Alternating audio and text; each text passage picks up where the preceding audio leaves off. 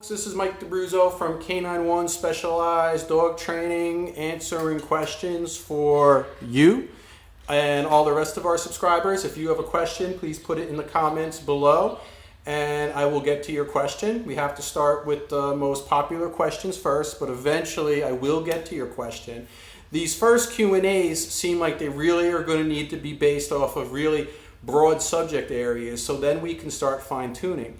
This Q&A is going to be about housebreaking, since I am getting lots of questions related to housebreaking. So in order to deal with housebreaking, you first need to know what housebreaking is, what I'm talking about when I'm talking about housebreaking. To me, housebreaking is not just about peeing and pooping in the house. It's really any behavior within the house that is inappropriate, that does not concern obedience or commands. So if you tell your dog to do something and the dog disobeys, that's more of a disobedience issue. But your dog just going around the house and doing things it's not supposed to, like biting things and jumping on counters and peeing and pooping, all that stuff is considered housebreaking.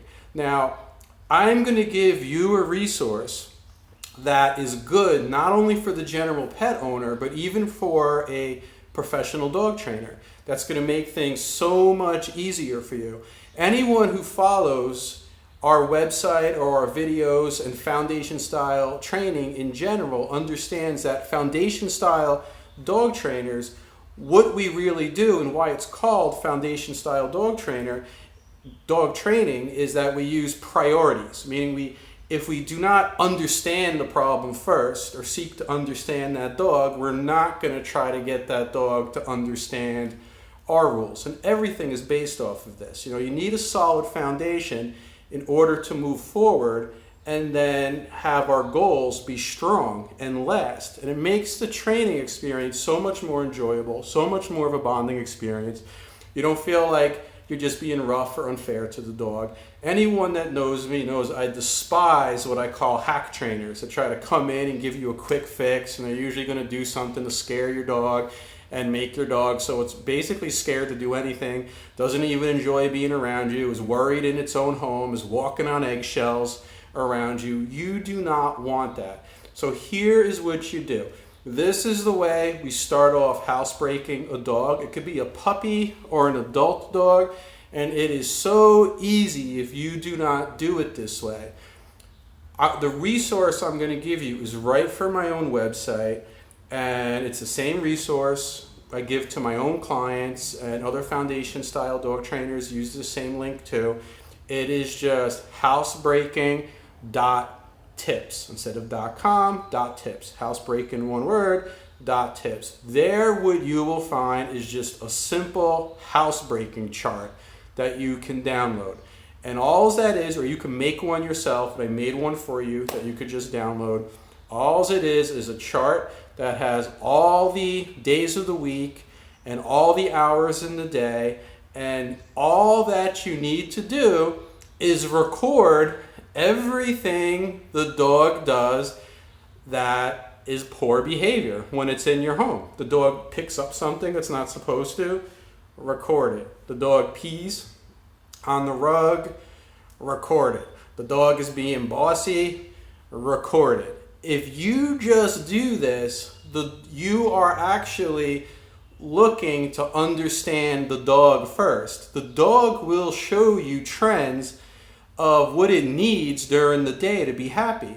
So instead of punishing those behaviors, what you're going to do is you're going to think to yourself, okay, what would be an appropriate replacement behavior? Because if you do not give that dog an appropriate replacement behavior, then all you're going to do is keep all these emotions and all these drives bottled up inside of the dog if you just try to punish it. And you are not going to have a happy dog. You're not going to get the most out of your dog, and you are going to have all kinds of side effects. So as you record everything wrong that the dog does, suppose the dog just picked up a shoe. Record it. Put a mark on that chart. Then the next day, around that time, before the dog picks up the shoe, provide an appropriate activity. Go play some fetch with the dog, or go give the dog something to chew on. If the dog is being bossy at 4 o'clock p.m. every single day, at 3:55, that might be a good time that you do a training session with your dog and you beat your dog to the punch and you're teaching your dog, do not worry, I am going to provide for you. So use a chart. And for peeing and poop and all that stuff, they have an accident the next day, take them out before that time happens. These trends will help you. And of course, record when you do things. When you do things with your dog that are good. And do not wait for your dog to do the bad behaviors. So what you will see is the first week you start using a chart, you're going to see all kinds of bad behaviors, and you're going to see the good things that you do with your dog. By the second week, you will, I promise, see a reduction in the bad behaviors because you are going to learn to replace those behaviors with appropriate behaviors.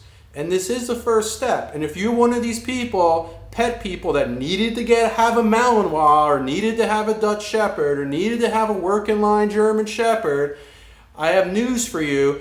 Your chart's going to look a lot more busy than someone who just got a dog that was bred to be a pet. But that's just the facts, and that's what you signed up for, all right? But that does not mean you cannot enjoy your dog, and you will get the most from your dog if you first focus on finding appropriate replacement behaviors. Then, only then will I ever talk to anyone, including you watching right now, about punishing a puppy or punishing a dog for anything that it's doing inside of the home.